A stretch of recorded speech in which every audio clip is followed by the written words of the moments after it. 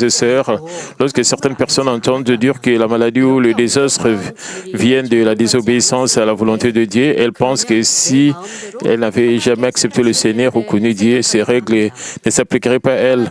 Mais les duplés sont arrivés même aux incroyants qui ne connaissaient pas Dieu et pouvaient penser qu'ils pouvaient mener une très bonne vie. En péchant, c'est pas bien vivre leur vie. Si vous pensez à cela,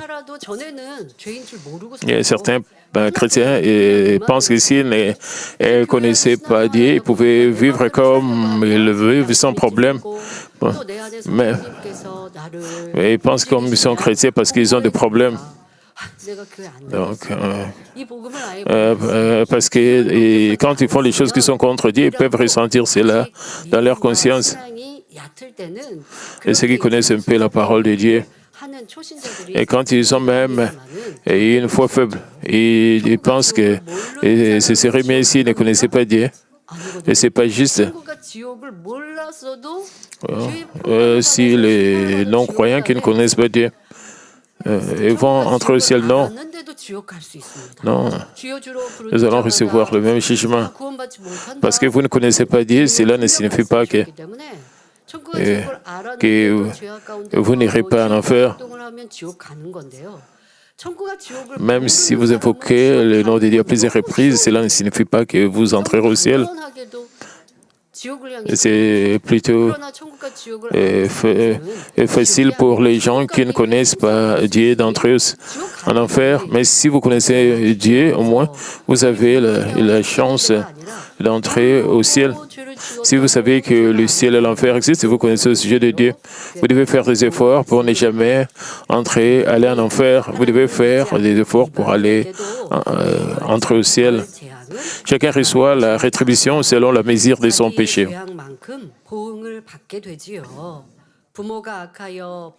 Quand les parents sont mauvais, il arrive parfois qu'ils subissent eux-mêmes les conséquences ou bien que la punition retombe sur leurs enfants ou leurs petits-enfants.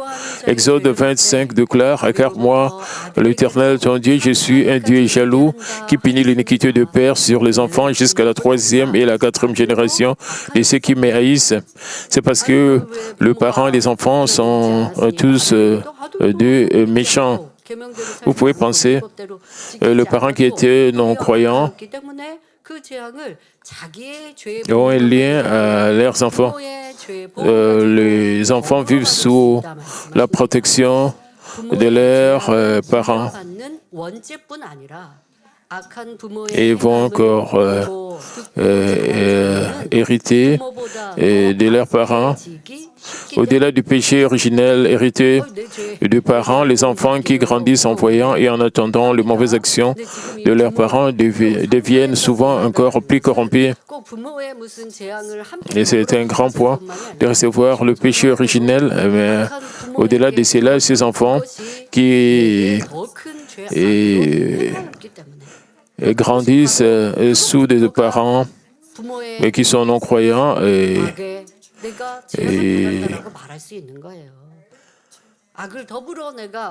donc, au-delà du péché originel hérité des parents, les enfants qui grandissent en voyant en attendant les mauvaises actions de leurs parents deviennent souvent plus corrompus. Ils vont recevoir des désastres à la fin.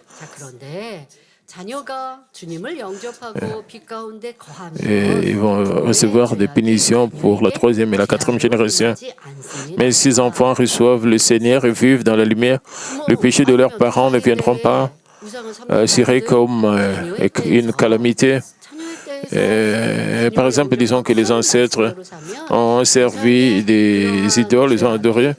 Et si la nouvelle génération reçoit le Seigneur et vivent dans la lumière, le désastre va s'arrêter là-bas. Et si vous êtes même à la 3e ou la 4e génération, si vous acceptez le Seigneur, le désastre ne vont pas tomber sur vous. La parole de Dieu n'est pas donnée pour les incroyants, mais pour ceux qui croient. Et si les enfants de Dieu ne vivent pas selon sa parole, le même duplé peuvent apparaître. Le jugement de Dieu s'applique également aux croyants comme aux incroyants. Vous pouvez penser, alors, quel est le bénéfice de recevoir le Seigneur? Le bénéfice de recevoir le Seigneur se limite-t-il seulement au salut dans la vie à venir? Non. Et les croyants et les non-croyants reçoivent tous le même jugement. Pendant qu'ils vivent sur la terre, les enfants de Dieu peuvent jouir de nombreuses bénédictions et de nombreux bienfaits. Lorsque des épreuves ou des calamités surviennent,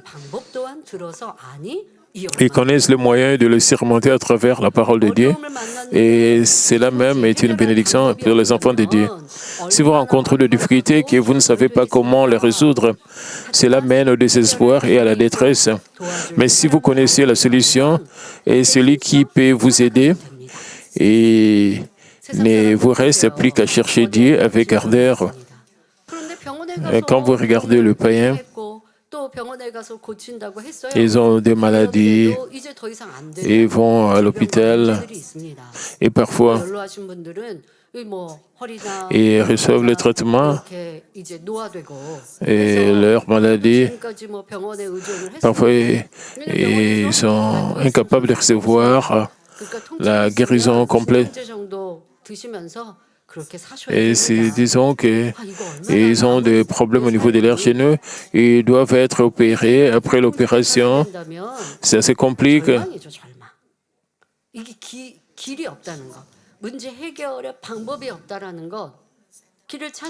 Et la situation se complique avec le passage du temps. Ils rentrent encore à l'hôpital, donc ils vivent comme cela, avec plusieurs opérations. Et cela mène au désespoir, à la détresse.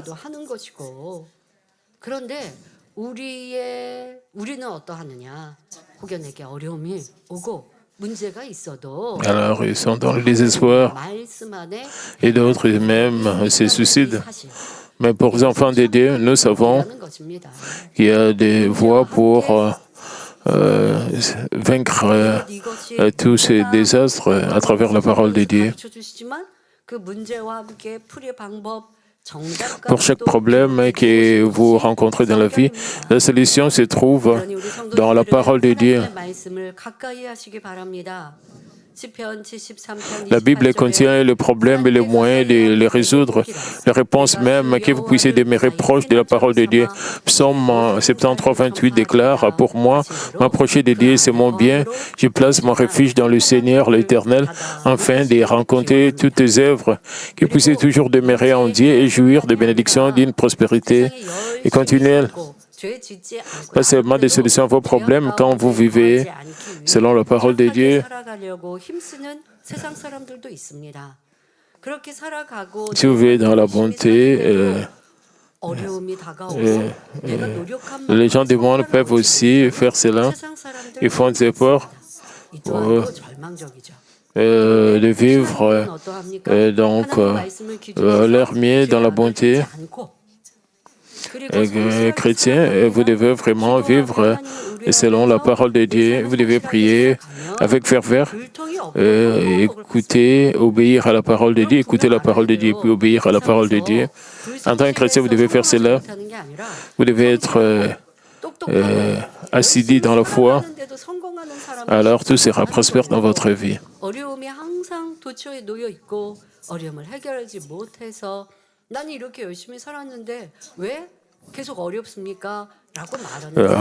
C'est pas facile pour les gens de vivre toujours avec beaucoup de grands efforts, mais quand il y a des épreuves, beaucoup de gens se plaignent pourquoi ils reçoivent ces épreuves et ces désastres. Mais si vous vivez diligemment et si vous vivez selon la parole de Dieu, il n'y a aucune raison pour que vous puissiez avoir des désastres, tout sera prospère.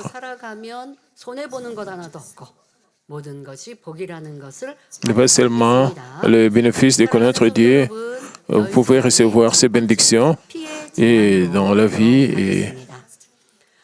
Donc, chers frères et sœurs, regardons maintenant la première des 10 plaies, la plaie du sang. Pharaon vit le miracle du bâton transformé en serpent, mais il endurcit son cœur et refusa de laisser partir le peuple d'Israël. Exode 7, 17 à 19 déclare ainsi par l'Éternel, à ceci tu connaîtras que je suis l'Éternel, je vais frapper les eaux du fleuve avec la verge qui est dans ma main, elles seront changées en sang. Les poissons qui sont dans le fleuve périront, le fleuve se corrompra, et les Égyptiens s'efforceront en vain de boire l'eau du fleuve. L'Éternel dit à Moïse, dit à Aaron, prends ta verge et tends ta main sur les eaux des Égyptiens, et sur leurs rivières, et sur leurs ruisseaux, et sur leurs étangs, et sur tous les amas d'eau. Elles deviendront du sang. Il y aura du sang dans tout le pays d'Égypte, dans les vases de bois et dans le vase de pierre. L'eau est proche de nous et directement liée à la vie. L'eau sert à boire, à préparer la nourriture. Elle est essentielle aux plantes et aux animaux. Les poissons vivent dans les rivières, les étangs et les lacs. Que se passera-t-il si l'eau s'est changée en sang?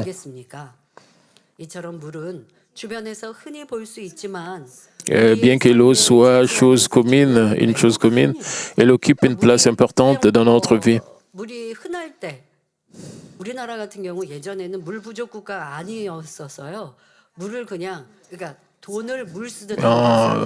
Il y a plusieurs années ici, en Corée du Sud, nous étions dans la sécheresse.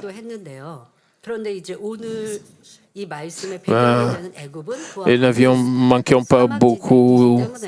Nous ne manquions pas d'eau, mais on disait que certaines personnes gaspillaient de l'eau. C'est pas tout le pays qui sont comme cela. L'Égypte est entourée du désert, alors ils ont besoin de l'eau. Donc l'eau est importante dans la vie. Mais en Corée du Sud, nous n'avons jamais eu de difficultés pour l'eau. Et nous pouvions creuser et trouver de l'eau.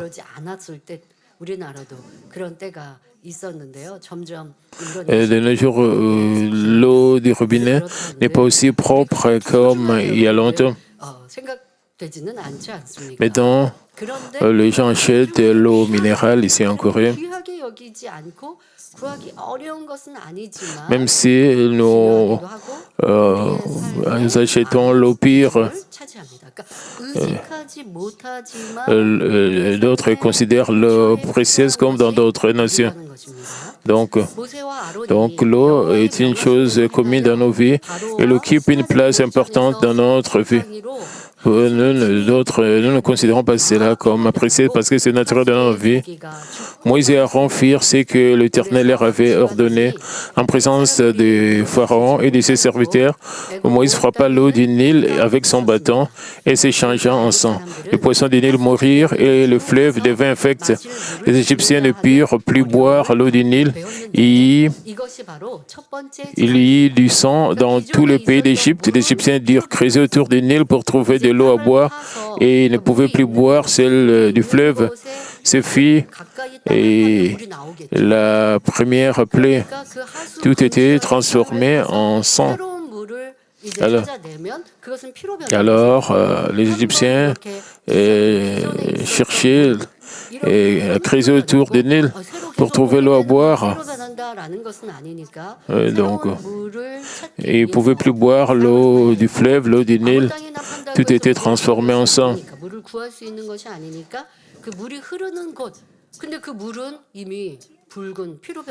Alors, les Égyptiens durent creuser autour du Nil pour trouver de l'eau à boire, mais ce n'était pas du sang. Et les Égyptiens cherchaient à trouver de l'eau. Et c'était difficile pour eux de trouver cette eau à boire. Parce que l'eau du Nil était déjà transformée en sang et il y avait une mauvaise odeur et même les poissons et sont morts à cause de cela. Et quelle est la signification spirituelle contenue dans la pluie du sang? L'Égypte est une terre dont la plus grande partie est faite de déserts et de régions arides où l'eau est une nécessité vitale. Lorsque l'eau que le roi et le peuple d'Égypte buvaient chaque jour fut changée en sang, ils souffrirent aussitôt. Non seulement l'air est eau de boisson et d'usage domestique disparu, mais les poissons mourirent et se décomposèrent, remplissant le pays d'une odeur fétide. La pluie du sang représente la souffrance et qui ne frappe pas directement le corps ou le bien d'une personne, mais plutôt la douleur causée par le problème lié à la vie quotidienne. 육체적으로 직접적인 괴로움이 온다면 쉽게는 질병이 있겠고 사고를 당함으로 Et comme il y avait des souffrances liées au corps, ce sera des maladies, des infirmités. Et que nous pouvions voir sur notre corps ou sur nos biens. Mais à travers l'environnement autour de nous, il y avait la souffrance, il y avait la peine, comme les épreuves, les détresses, les difficultés venant de ceux qui nous sont proches, famille, amis, collègues ou de notre environnement. Dans la vie chrétienne, cela peut se comparer à la persécution ou aux épreuves venant des personnes les plus proches de nous, amis, tels que les amis, les parents, les proches ou les voisins. Et ceux qui ont eu une grande foi peuvent surmonter ces épreuves avec victoire, mais les nouveaux croyants ou ceux dont la foi est faible ne peuvent s'empêcher de souffrir sous la persécution ou la détresse. Et la semaine passée, nous avons parlé des épreuves, des désastres, de la persécution. Nous avons parlé de la différence entre les épreuves, les désastres, le niveau de difficulté dans nos cœurs, comparant nos mesures de foi. Comment est-ce que nous pouvons appeler un problème, une épreuve, un désastre ou une plaie, même si certaines personnes peuvent recevoir la même persécution, mais la manière dont ils reçoivent cela peut être différente. Si les gens tout autour de nous, proches de nous, c'est aussi un problème, c'est une difficulté, c'est une épreuve. Et ceux qui considèrent cela comme un désastre ou une plaie peuvent trébucher dans leur foi. Quand nous souffrons de persécution, nous considérons juste comme une épreuve ou un petit problème. Ils peuvent facilement résoudre cela en s'examinant, en examinant leur foi et surmonter le test et de remporter la victoire. De cette manière, ils peuvent faire grandir leur foi spirituelle. Et à travers ces épreuves et tribulations, ou ces désastres ou plaies, certaines personnes ne sont pas capables de remporter la victoire. Ils perdent leur foi, ils peuvent trébucher, ils peuvent même quitter l'Église. Et ces persécutions peuvent devenir de grands désastres ou de plaies. Même pour les gens qui reçoivent la même persécution, dépendant de leur mesure de foi, ils peuvent réagir de manière différente. Vous pouvez comprendre cela à travers les plaies. Ce sont les épreuves, les désastres. Et s'il y a une épreuve, comme la plaie du sang, il ne va pas toucher votre corps. C'est un problème. C'est un ennui pour votre environnement. Et si cette petite épreuve continue à arriver à plaisir à tout moment dans votre vie, cela peut se transformer en un grand problème. Alors vous devez vous examiner. Et bien sûr, certaines personnes pourraient dire Pourquoi ces épreuves sont difficiles? Oui, c'est bien, mais vous pouvez surmonter cela en pensant que ce ne sont pas difficiles. Vous pouvez prier pour votre famille.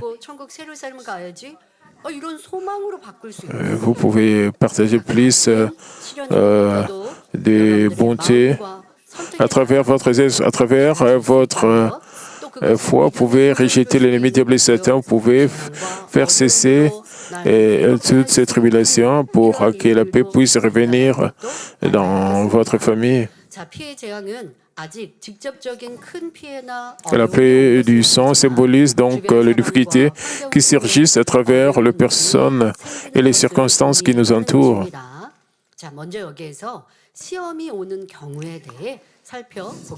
Et réfléchissons aux situations où les épreuves surviennent. Premièrement, les épreuves apparaissent lorsque l'on ne vit pas selon la parole de Dieu. Elles surgissent à cause du péché, mais si l'on se répand rapidement et que l'on revient à Dieu, Dieu peut ôter le malheur ou le désastre. Jacques 1, 13 à 14 déclare que personne, lorsqu'il est tenté, ne dise « C'est Dieu qui me tente », car Dieu ne peut être tenté par le mal et ne tente lui-même personne. Mais chacun est tenté quand il est attiré, amorcé par sa propre convoitise. Donc, le désastre vient du désir personnel et du fait de ne pas vivre selon la parole de Dieu, ce qui permet à l'ennemi diable d'apporter des épreuves. Et cela ne s'applique pas seulement à la plaie du sang, mais cela s'applique à toutes les plaies que vous recevez, les épreuves, les persécutions, les afflictions, le désastre. Vous devez réaliser que tout cela, c'est à cause du péché ou du mal qui est en vous. Vous devez examiner où c'est un petit désastre ou un grand désastre. Deuxièmement, il arrive que les épreuves surviennent même lorsque l'on s'efforce de croire en Dieu et de vivre avec un zèle fidèle. Lorsque la foi est encore faible, Satan essaie de nous éloigner de la foi. Si l'on agit avec indécision et que l'on fait des compromis, le problème ne peut pas être résolu. Au contraire, la difficulté s'aggravera et l'on s'éloignera encore plus des bénédictions. On risque même de perdre la petite foi qui restait et de retourner au monde. Dans les deux cas, les épreuves viennent parce que le mal demeure encore à l'intérieur. Mais la racine dans votre cœur, la racine du mal, la racine de la méchanceté est encore en vous.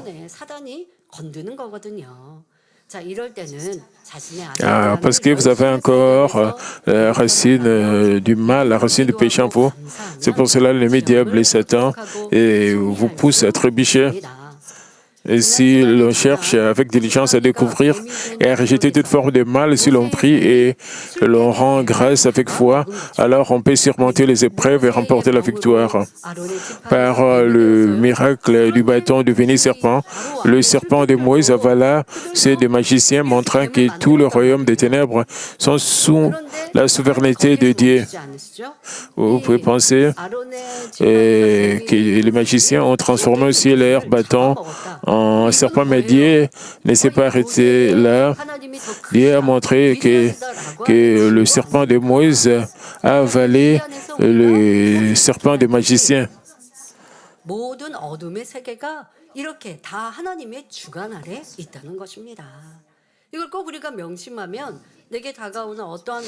C'est important de réaliser cela.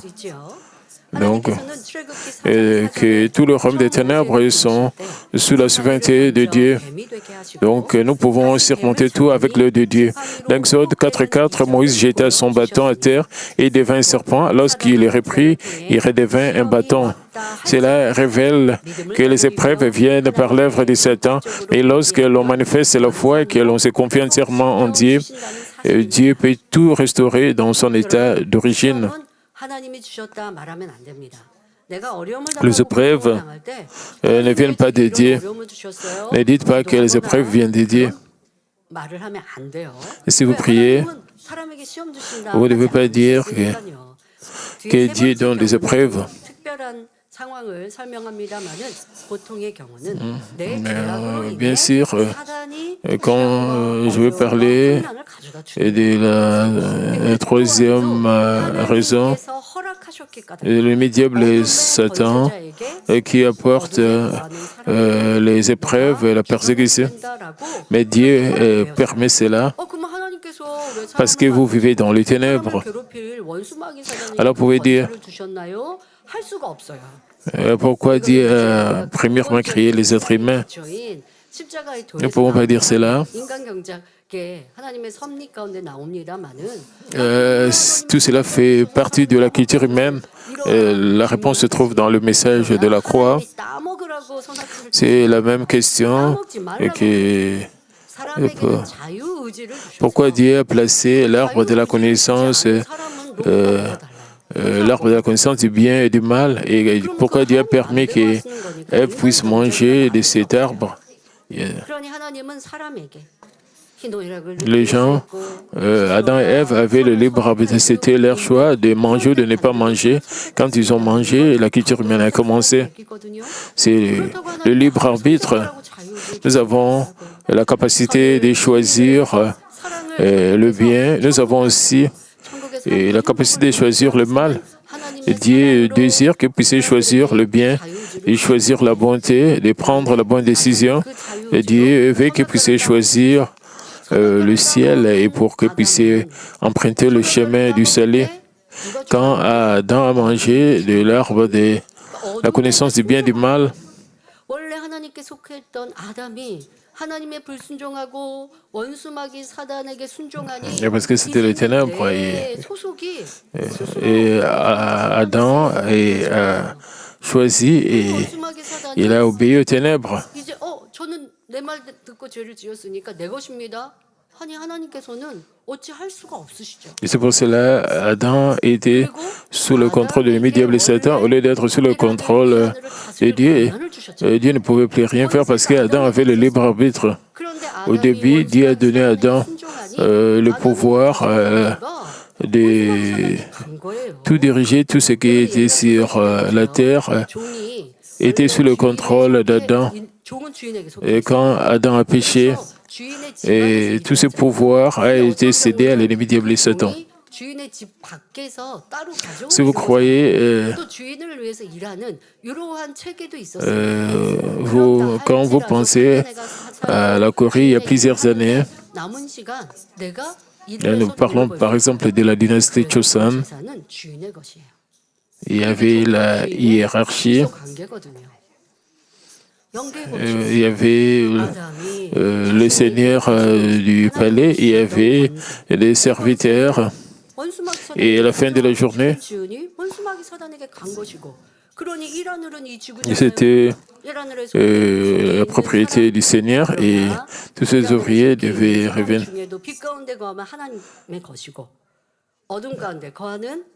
Nous sommes au premier ciel, nous sommes dans ce monde. Et les gens vivent dans les ténèbres, ils sont sous le contrôle de l'ennemi diable et Satan.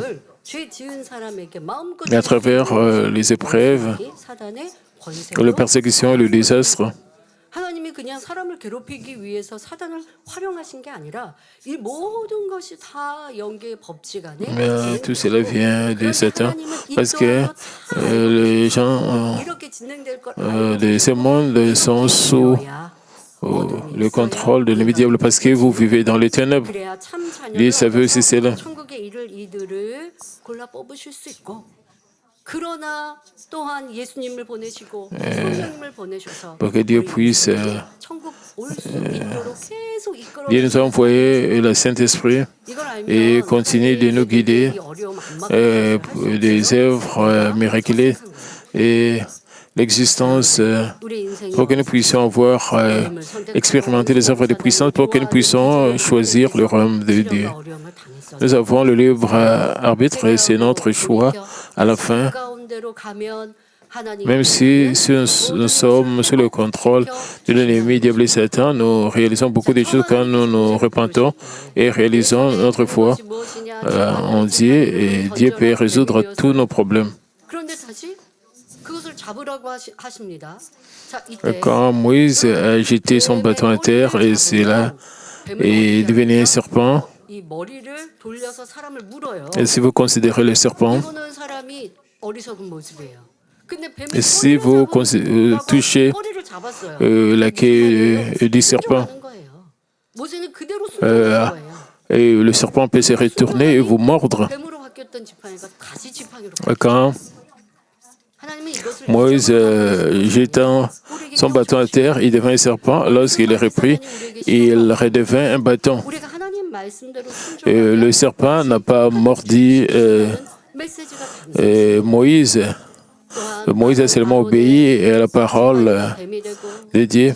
Il y avait une possibilité que le serpent puisse attaquer Moïse. 아론의 지팡이에 뱀 Moïse a réalisé, 술깨게 il a 낀 것처럼 choisi d'obéir à Dieu. Il a expérimenté la puissance de Dieu. 환경과 주권의 어두움을 물리쳐 주시고 Comme le serpent de Moïse 의미가 내포되어 qui a avalé tous les serpents des magiciens, nous pouvons voir que tout est sous la souveraineté de Dieu. Nous sommes les enfants de Dieu.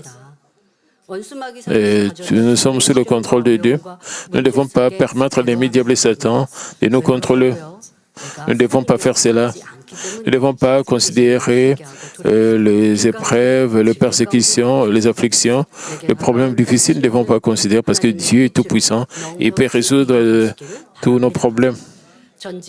Parce que nous sommes les enfants de Dieu. Nous devons surmonter tous nos problèmes avec l'aide de Dieu. Si vous croyez véritablement à la puissance du Dieu Tout-Puissant, vous pouvez vous reposer entièrement sur lui. Faire des compromis n'est pas un acte de foi et Dieu ne peut pas agir dans un cœur partagé. Lorsque les épreuves viennent, il faut dépendre de Dieu, expérimenter sa puissance qui ôte les épreuves par la joie, les actions de grâce, la prière et l'obéissance à ses commandements. Même si votre foi est encore faible, ne trébuchez pas et ne soyez pas découragés. Et ne vous plaignez pas, ne murmurez pas que c'est la faute de l'autre personne et qui complique votre vie. N'abandonnez pas Dieu. Vous devez choisir Dieu. Vous devez dépendre de Dieu, vous devez prier avec ferveur, par la joie, les actions de grâce, et Dieu va tout restaurer. Et tout est sous la souveraineté de Dieu. Si vous lui faites pleinement confiance, lui remettez tout et agissez selon sa parole, aucune épreuve ne pourra vous ébranler. Les œuvres de Dieu peuvent résoudre n'importe quel problème et vous conduire vers la prospérité. Troisièmement, il arrive parfois que les épreuves surviennent chez ceux qui n'ont aucune forme de mal et possèdent une foi solide. L'apôtre Paul subit beaucoup de persécutions pour le Seigneur, mais il triompha par la bonté et l'amour, recevant puissance et grâce pour être utilisé dans la diffusion de l'Évangile parmi les païens. Le Lévite, le serviteur de Dieu, le missionnaire. Nous considérons, beaucoup d'entre nous, l'apôtre Paul comme un modèle. Il y a beaucoup de gens prient et confessent et qu'ils veulent être comme l'apôtre Paul, spécialement en ces temps de la fin. Si vous vivez comme l'apôtre Paul, alors vous pouvez recevoir la même puissance, être utilisé grandement pour le royaume de Dieu. Pour que l'apôtre Paul puisse recevoir une telle puissance, il a souffert, il a subi beaucoup de persécutions pour le Seigneur. Et beaucoup de gens ont persécuté. Il y avait même des gens qui ont gêné et ils ont décidé de tuer l'apôtre Paul.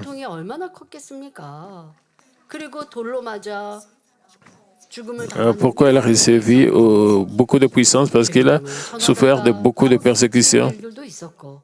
자, 그런데 그때마다 믿음을 저버린 것이 아니라 나를 구원하신 주님, 죄인된 나를 위해 십자가의 모진 고난 고초를 당하신 Il avait beaucoup d'épreuves, de désastres, de difficultés. Mais l'apôtre Paul n'a pas trébuché. Il a surmonté à travers l'amour, la bonté. Il a accumulé beaucoup des récompenses et il a réussi la puissance de Dieu. Et si vous voulez dire, vous dites que vous voulez être comme l'apôtre Paul, alors vous devez suivre son exemple. Vous devez toujours rendre grâce à Dieu pour recevoir la même puissance que celle de l'apôtre Paul. La Bible rapporte aussi que même Jésus fut tenté par les diables à travers même si nous sommes enfants de Dieu, même si nous croyons en Dieu, nous menons notre vie de foi avec ferveur. Il y a des moments que nous pouvons passer par des épreuves. Les prophètes et les apôtres ont tous traversé des épreuves. Ils ne se sont ni plaints ni révoltés pendant les épreuves, mais ont agi dans la foi. Cela fait disparaître les épreuves et attira de grandes bénédictions sur eux. Daniel et ses 3 amis connurent aussi des épreuves. Bien qu'ils sachent que garder la volonté de Dieu mettait leur vie en danger, ils ne firent aucun compromis et surmontèrent les épreuves avec reconnaissance. Ainsi, les épreuves disparurent et les bénédictions suivirent. Ils purent grandement glorifier Dieu et furent élevés à des positions plus hautes. Jérémie, connu comme le prophète exemplaire, plairait intercéder avec larmes, envoya sa nation et son peuple péché contre Dieu. Fidèle à transmettre le message de Dieu, il fut battu et emprisonné. Lorsque Jérusalem fut conquise par le roi Nebuchadnezzar de Babylone, beaucoup furent faits captifs ou tués, mais Jérémie trouva grâce et fut traité avec bonté par les rois, juste comme il a prophétisé. Et Jérémie avait prophétisé, mais le roi et ses serviteurs n'ont pas suivi la prophétie de Jérémie. Les conseils que Jérémie avait prodigués, ils ont refusé, ils ont suivi d'autres voies.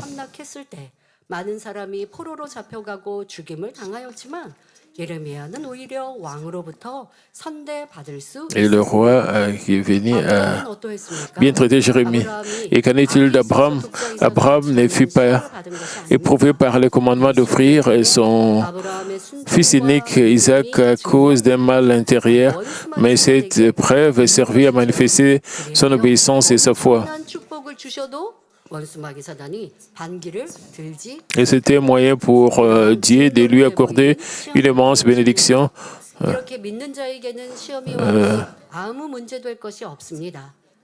Et quand Dieu a béni Abraham, donc le diable ne pouvait pas contester. Pour ceux qui ont une foi véritable, il n'y a aucune raison de s'inquiéter, même lorsque les épreuves surgissent. Après avoir tenu ferme dans la foi, ils reçoivent la bénédiction préparée et rendent une grande gloire à Dieu. Même lorsque vous êtes éprouvé à cause du péché et que vous ne vous repentez pas et continuez à commettre le mal, l'épreuve se transforme en un désastre plus grand. Après que le Nil ait été changé en sang, 7 jours passèrent et pourtant Pharaon endurcit son cœur et ne se repentit pas. Même lorsque l'eau s'est changée en sang, Pharaon refusa la supplication de Moïse de laisser partir les Israélites. Moïse a demandé que l'eau du Nil puisse être transformée en sang.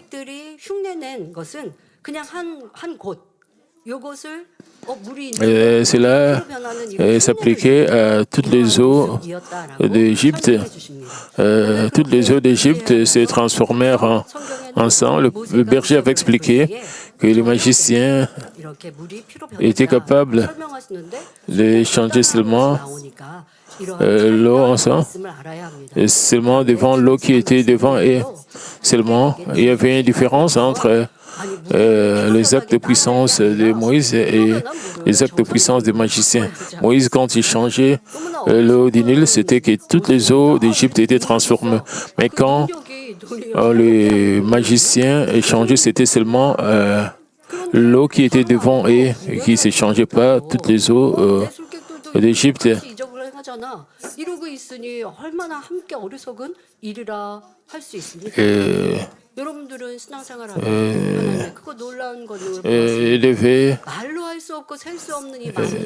C'est la même chose. Il y a plusieurs œuvres de puissance que Dieu a montrées dans cette Église. Pendant les 43 ans de ce ministère, nous avons mené notre vie chrétienne en voyant toutes ces œuvres de puissance de la part de Dieu que Dieu nous a données. Nous avons vu des témoignages, des bénédictions, des œuvres de guérison. Et bien sûr, il peut y avoir d'autres églises qui ont les mêmes œuvres de puissance. Vous avez vu plusieurs sortes de témoignages, des œuvres de guérison, de bénédiction, de réponse, des témoignages de la grâce de Dieu, même des œuvres de Dieu. Ce n'est pas une coïncidence. Il y a tant de témoignages que nous pouvons dire que seulement c'est vraiment l'œuvre de Dieu. Si nous comparons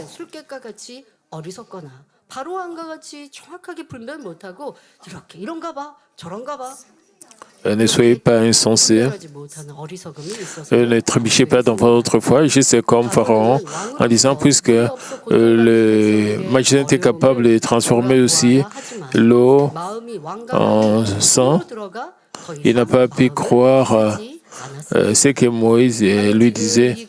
Ne soyez pas comme Pharaon. Donc, en tant que roi Pharaon aurait dit se soucier de la souffrance de son peuple, privé d'eau, mais son cœur resta endurci, et retourna dans son palais et n'y prêta aucune attention. À cause du cœur obstiné de Pharaon, la seconde plaie s'abattit sur l'Égypte. Donc, Pharaon ne prêta aucune attention. À cause du cœur obstiné de Pharaon, la seconde plaie s'abattit sur l'Égypte. Mais à cause du temps, nous allons parler de la plaie des grenouilles.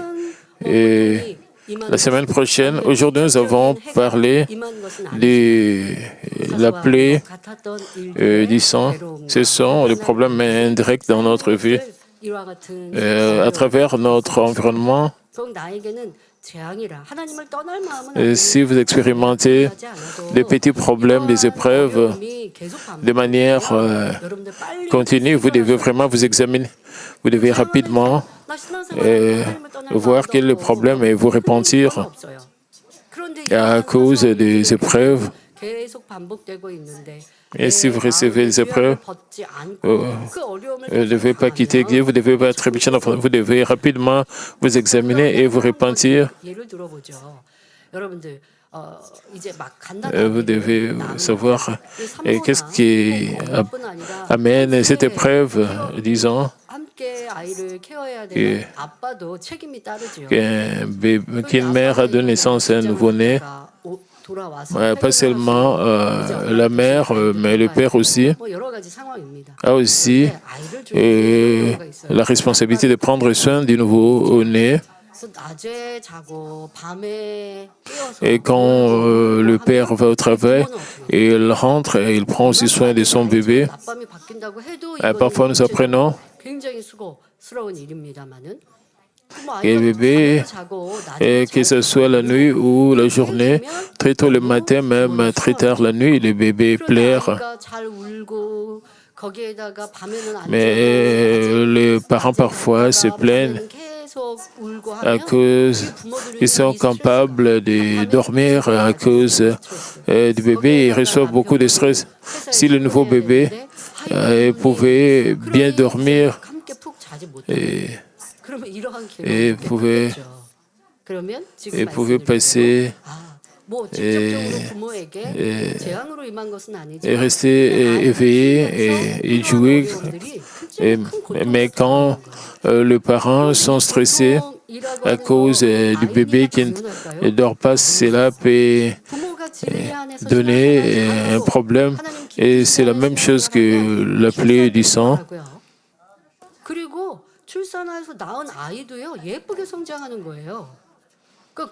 Donc, les parents n'ont pas le problème même sur leur corps, mais à travers leur environnement, ils reçoivent la souffrance. Et disons,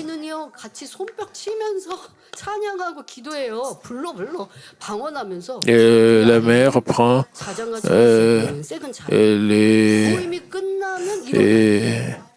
dans la session des mamans et des enfants.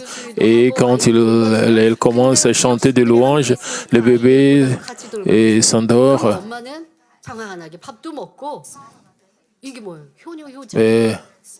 Mais quand elle rentre à la maison, le bébé se réveille, commence à pleurer. Mais quand elle est dans la session des mamans et des enfants, le bébé dort. Et maman pensait plutôt que le bébé allait jouer avec d'autres enfants. Mais quand vous avez de tels petits problèmes, vous devez vraiment vous examiner vous-même. Et vous ne dormez pas, ce qui donne naissance à de nouveau-nés. La relation entre le père et la mère disparaît. Et il y a beaucoup de problèmes à cause du bébé, à cause du stress. Et alors, certaines mères ont même la dépression à cause du stress. Vous devez être unis entre papa et maman. Quand vous avez un enfant, vous devez être aimé. Et cela dépend de vous. Et cela dépend de votre foi. Comment est-ce que vous menez votre vie chrétienne pour votre famille puisse être plus proche de Dieu, ou vous allez recevoir des problèmes ou des épreuves. Vous ne devez pas continuer à recevoir des épreuves. Vous allez rapidement vous examiner pour que le problème puisse vous disparaître. Maintenant, je vais prier pour les malades. Posez vos mains sur vos parties malades et pour le problème de votre cœur. Père Dieu, nous te remercions pour être avec nous. Père, pose tes mains pour tous ceux qui reçoivent cette prière, depuis jusqu'à la tête, partout à travers le monde. Et tous ceux qui reçoivent cette prière et qui reçoivent cette prière, qu'ils soient ici en ligne ou ici à l'Église ou en ligne, Père, qu'ils soient tous remplis par la plénitude du Saint-Esprit, rencontre le désir de leur cœur. Père, que toutes sortes de maladies puissent disparaître et toutes sortes d'infirmités puissent disparaître, qu'ils soient purifiés par le feu du Saint-Esprit. Consume, fortifie-nous, Père, que nous soyons en bonne santé, que ce soit un petit ou un grand problème, que ce soit une grande maladie, Père, guéris-nous, que nous soyons en bonne santé, que nous puissions vivre sous ta protection, en bonne santé, foi, Père, te plaît, protège les enfants, les étudiants, qu'ils puissent rencontrer des très bons amis. Père, protège-nous tous et tous ceux qui vivent sous ta protection, que tout soit prospère pour la semaine qui va commencer, et que tout ce que le diable, ça te soit loin, que l'ennemi soit loin de nous. Et Père, protège-nous de tout ce qui est ténèbres. Et Père, donne-nous des réponses au nom de notre Seigneur Jésus-Christ, j'ai ainsi prié. Amen.